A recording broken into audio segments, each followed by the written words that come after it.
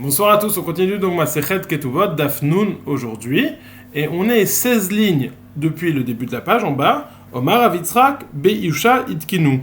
Nous avons mentionné déjà les takanot institués par le Sanhedrin alors qu'ils se trouvaient à Usha, qu'ils n'étaient plus dans la Lishkat Agazit au Bet Amikdash, mais ils étaient à Usha. Les trois takanot mentionnés plus haut, Ktanim, Katvu ou Bisbezu, ce que l'on est chayav de nourrir ses enfants alors qu'ils sont Ktanim, takana numéro 1. Takana numéro 2, que quelqu'un qui aurait donné tous ses biens à ses enfants, il peut malgré tout, lui et sa femme, toujours se nourrir de ses biens, prendre de ses biens de quoi se nourrir. Takana numéro 3, quelqu'un qui donnerait de l'argent à la tzedaka ne doit pas donner plus de 20%. Nous voyons donc maintenant une nouvelle takana. Omar Avitzrak enseigne, Be'usha itkinu shi adam itgalgal imno ad 12 shana, mikan ve'elach yurad imeo lechayav.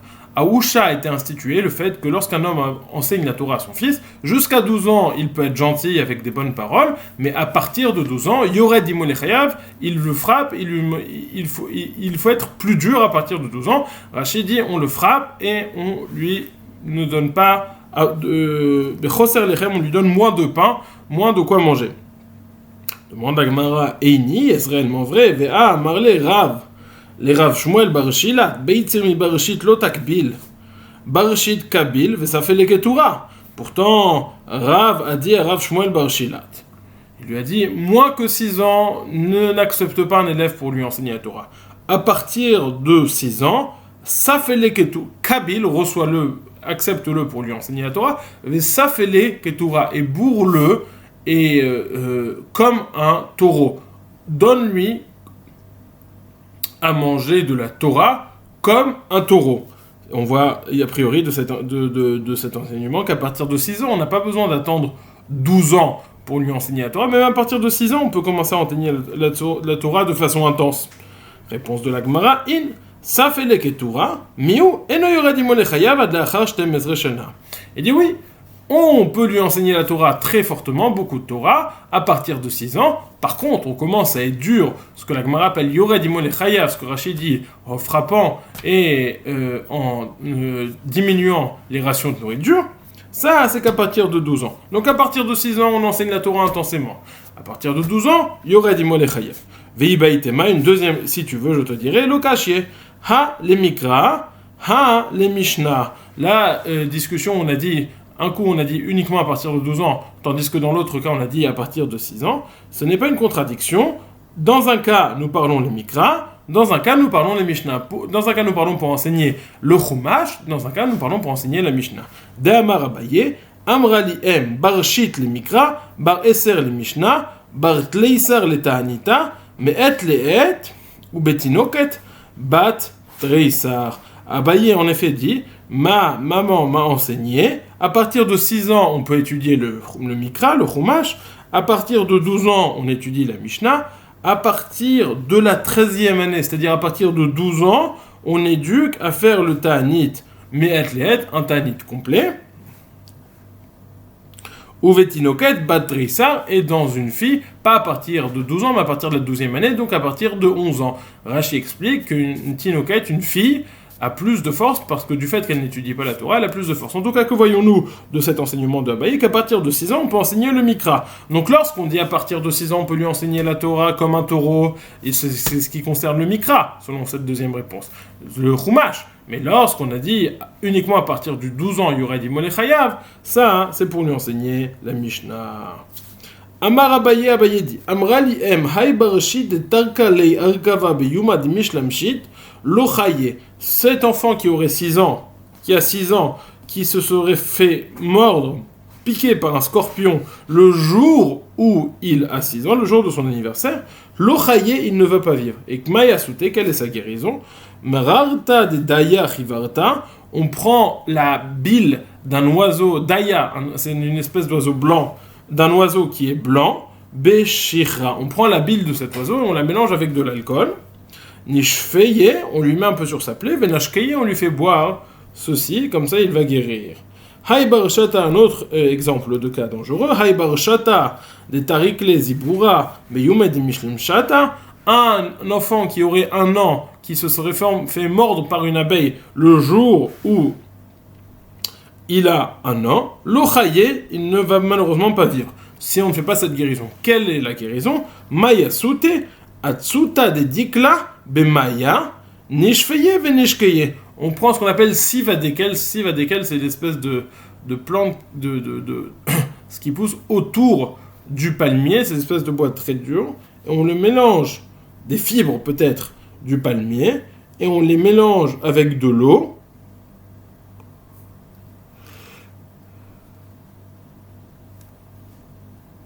On les maya souta, quelle est sa raison? Atsafta dédique, là on prend ce cive du palmier, on le mélange dans l'eau, nishfeye, on lui met sur sa plaie, venishkaye, et on lui fait boire.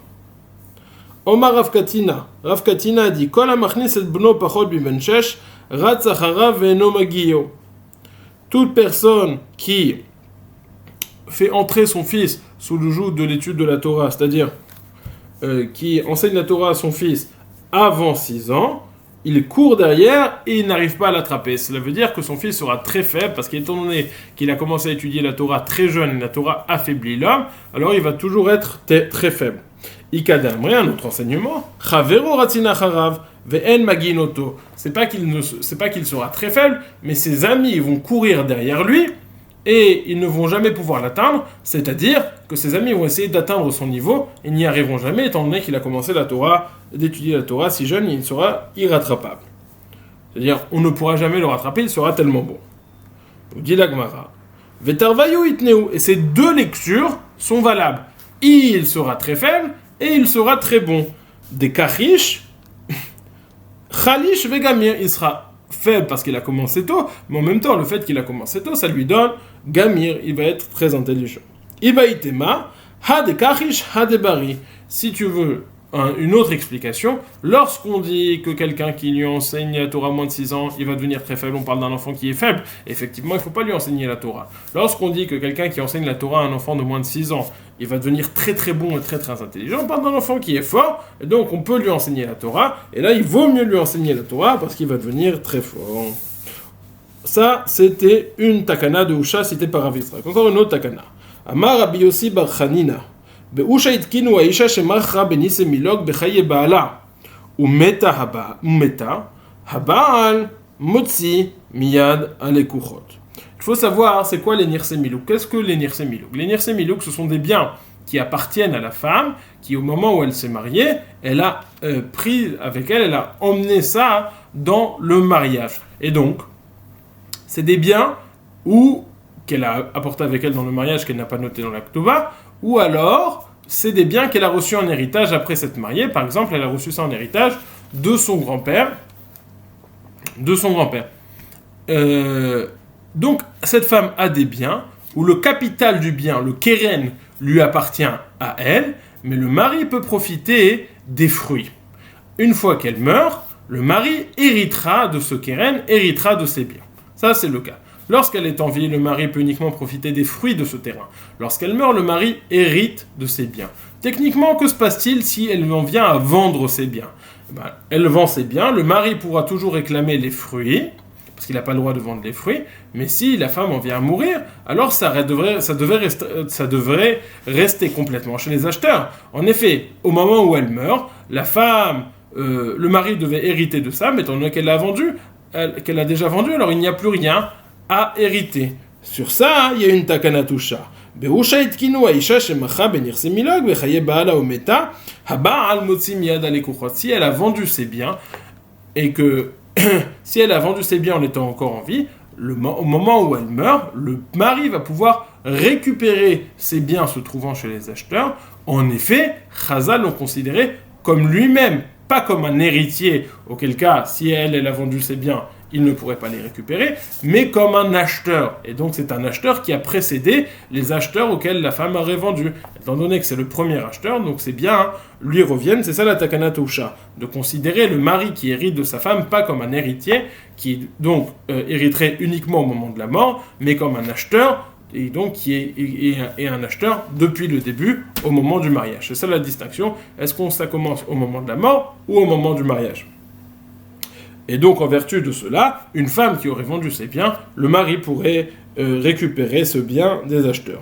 Amar Rabbi Yossi bar Chanina. Rabbi Yossi bar Chanina enseigne Beusha itkinu aisha. Il a été institué Aisha shemacha benirse milog bechaye baala ou meta. Une femme qui a vendu des nirsémilogues, c'est bien donc durant la vie de son mari et elle est morte, le mari peut retirer ce bien des mains des acheteurs.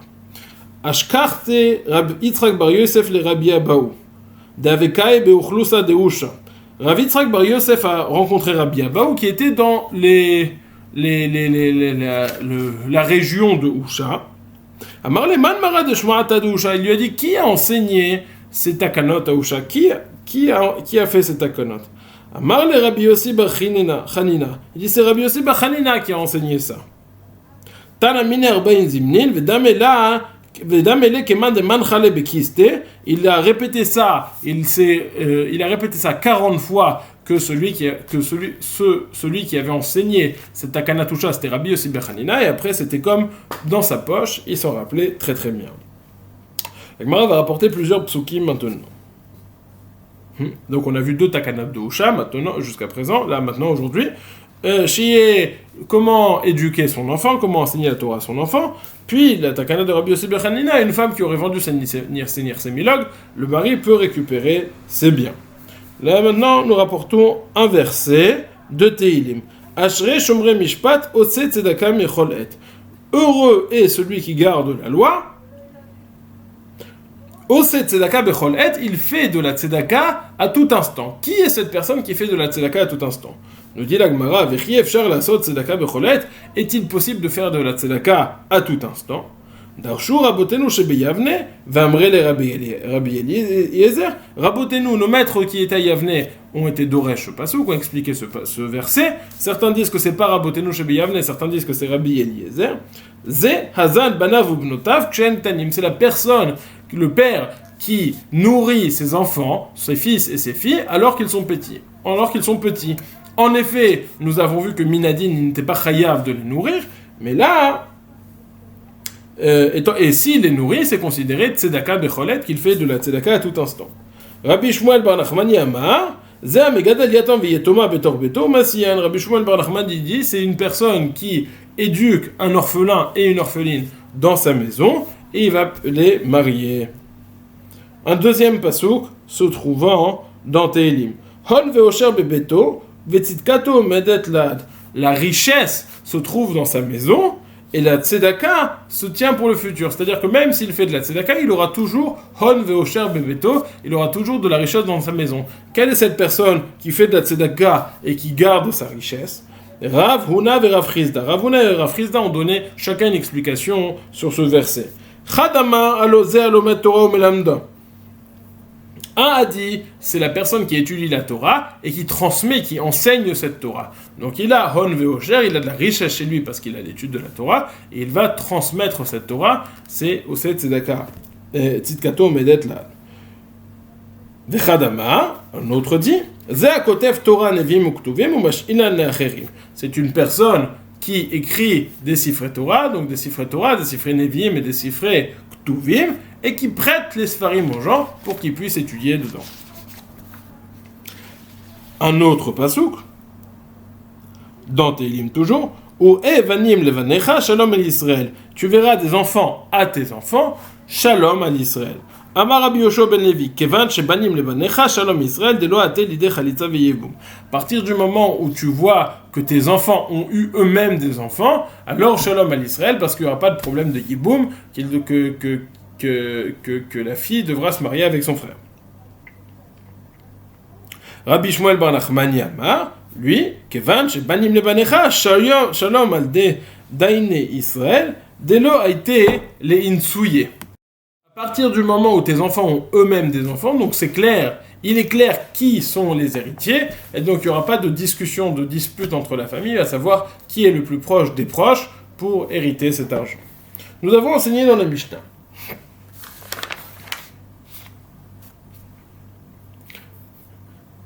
Ze midrash darash, Rabbi Eliezer ben Azariah, Bekerem beyavne, habanim yirshu, vabanot yazonu. Nous avons parlé dans la Mishnah de 2 takanot, 2 tnaï beddin.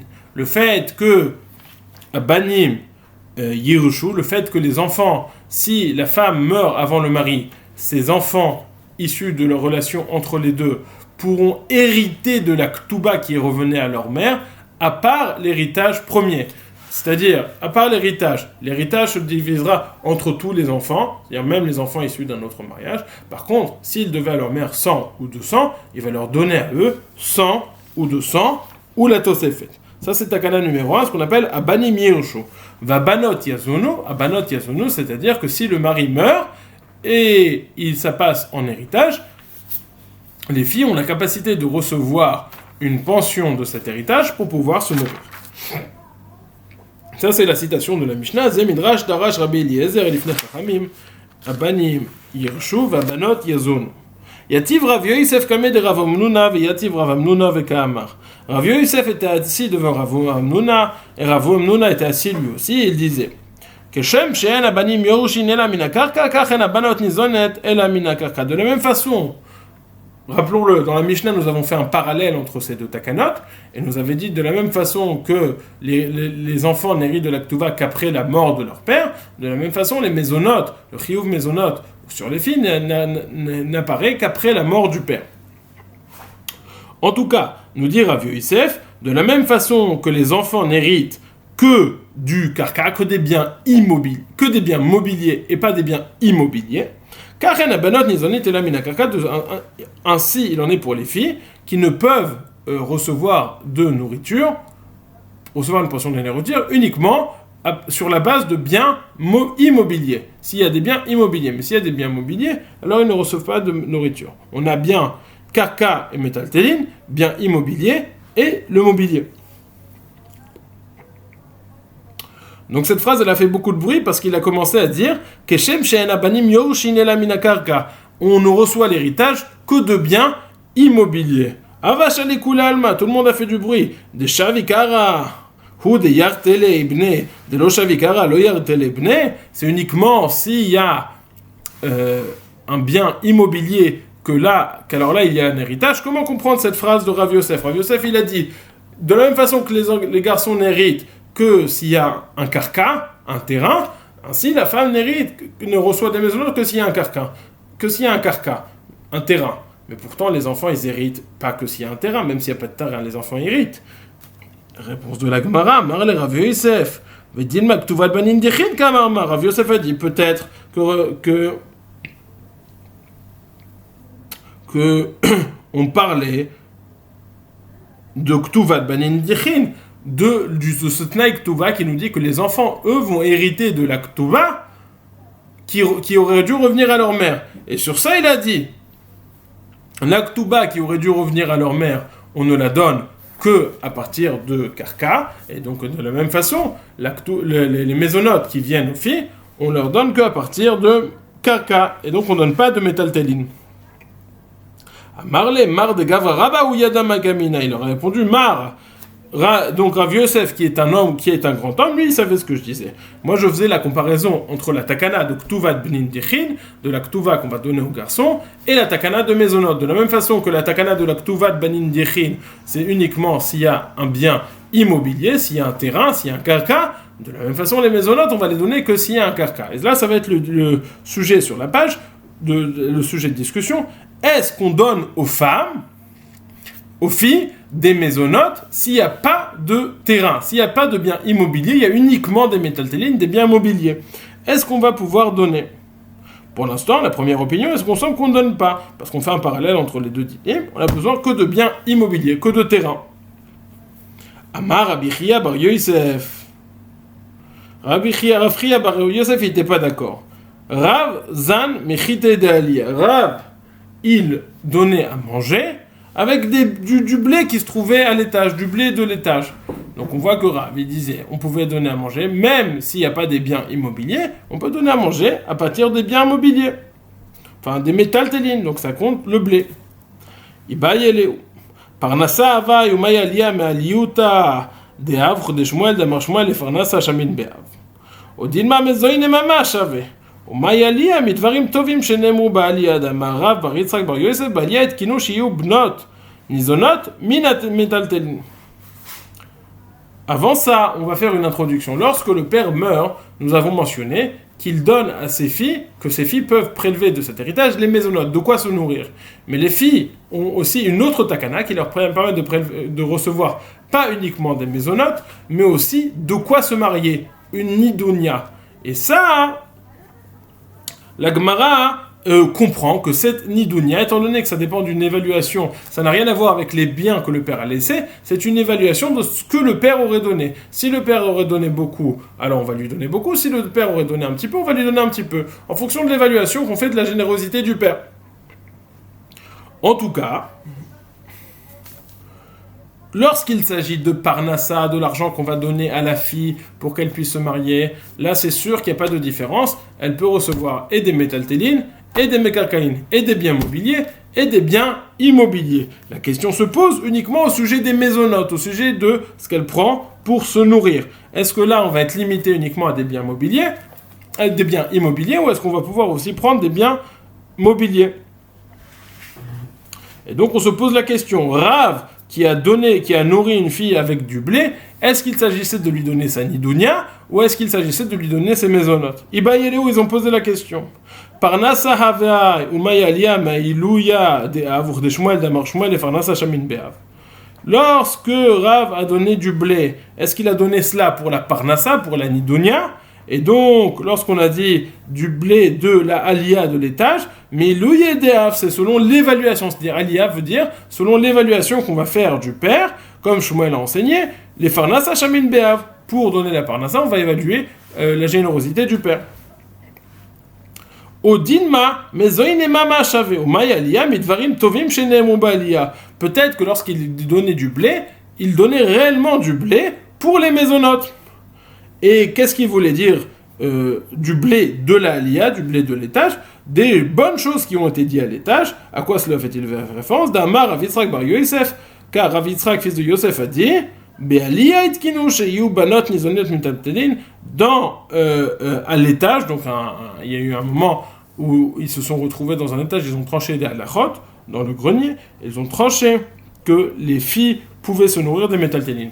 Donc ça, c'est toute la question de la Sougia. Est-ce que les filles, lorsque le père est chayav de leur donner après sa mort, on doit leur donner, ils peuvent prélever de l'héritage de quoi se nourrir? Est-ce qu'ils peuvent prendre uniquement des mékalkaïnes, des biens, des terrains, ou est-ce qu'ils peuvent même prendre des métaltélines?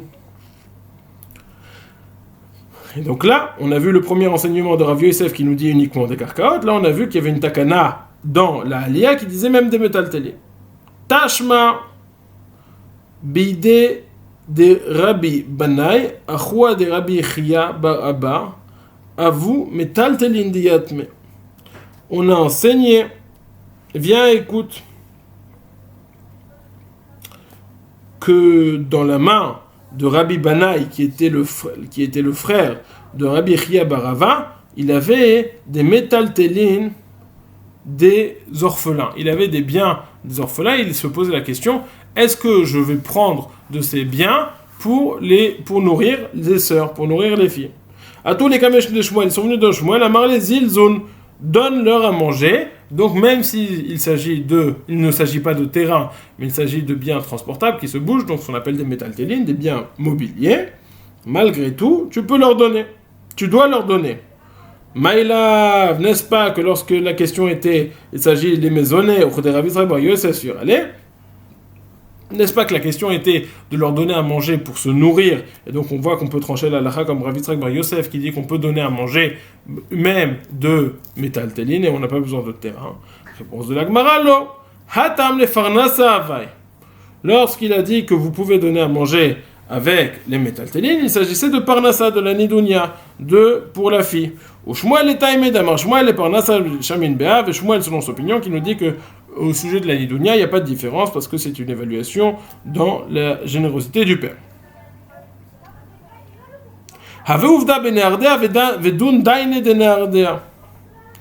Il y a eu un cas comme ça à Néardéa, et les Dayanim de Néardéa ont tranché qu'ils pouvaient prendre des mésonotes, même s'il s'agissait uniquement même de métaltélines, même s'il n'y avait pas de terrain. Bepumpedita, il y a eu un cas à Pumpedita aussi, avec Rav Chana bar Bizna, et Rav Chana bar Bizna, il a dit c'est bon, vous pouvez prendre, même s'il ne s'agit que de métaltélines, que de biens mobiliers. Amarleu Rav Nachman zilu haudru veilo magbina lechu leapadna echuminu.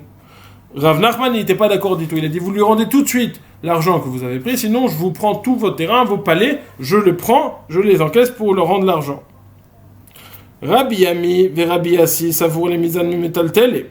Rabbi Yami et Rabbi Yassi, ils ont pensé, on a entendu des rabbanim qui pensent qu'on pouvait donner à manger sur base de metaltelin, on va faire comme ça. Même s'il n'y a que des metaltelin, on va faire comme ça. Amarleu Rabbi Yaakov Baridi. Rabbi Yaakov Baridi leur a dit Milte de Rabbi Yochanan ve'Resh Lakish lo avdu ba uvda atun avdeba uvda. Des choses que Rabbi Yochanan et Resh Lakish n'ont pas osé trancher la halakha comme cela, ils n'ont pas fait comme cela. Vous allez faire pas comme eux. Rabbi Elazar savar les mizamit altelin. Rabbi Elazar aussi, il pensait nourrir, donner des maisonnotes aux filles, même s'il n'y avait pas de terrain dans l'héritage, mais il n'y avait que des metaltelin. Amar lefanav, Rabbi Shimon ben Eliakim, Rabbi Shimon ben Eliakim a dit devant lui, Rabbi yodeani becha she'en midat adin, ata oseh la midat rachmanut, et la shema yehu atalmidim yikveu halacha ledorot. Je sais que toi tu ne fais pas parce que tu penses que la halacha c'est comme ça, mais tu penses que miskenot, les filles, elles ont pas d'argent, on va leur donner quand même des maisonnotes. Il dit mais fais attention, si tu fais ça, tu fais pas ça minadine, tu fais ça parce que t'es merachem sur les orphelines. Il dit mais si tu fais ça, fais attention que les gens qui te voient, ils vont trancher la halakha comme toi. Et ça c'est dangereux. Haouda atali kameh de Rav Yosef amarli wavule mitamre de alboudia. Il y a une personne qui est venue devant Rav Yosef, donc il voulait recevoir les maisonnotes pour sa fille. C'était les filles, et il voulait recevoir les maisonnotes. Yinaga, attendez une seconde. Elles sont venues devant Rav Yosef, elles voulaient réclamer les maisonnotes, et leur a dit, donnez-leur des dates, havulehum et tamre de alboudia, qui sont sur les filets. Vous savez, en dessous des palmiers, il y a des espèces de filets pour récupérer les dates. Il a dit, donnez-leur des dates. Or, les dates, c'est un statut de métaltéline et pas un statut de karka, parce que c'est détaché de la terre. Amarla Abaye Elou Balchov avec Gavna Miaïv Lemar, il dit, mais si c'était un Balchov, est-ce que tu leur aurais donné comme ça? On ne peut pas leur donner des choses comme ça, parce que c'est des métaltélines.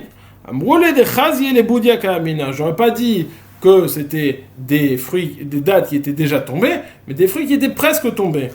Et donc, c'est pas des métaltélines, c'est comme des terrains, parce que c'est encore attaché à la terre. Il agmara sauf kolaomed lixas gazuz namé. De toute façon, si ça s'apprête à être coupé, alors c'est comme si c'était déjà coupé, donc le statut est déjà un statut de métaltéline.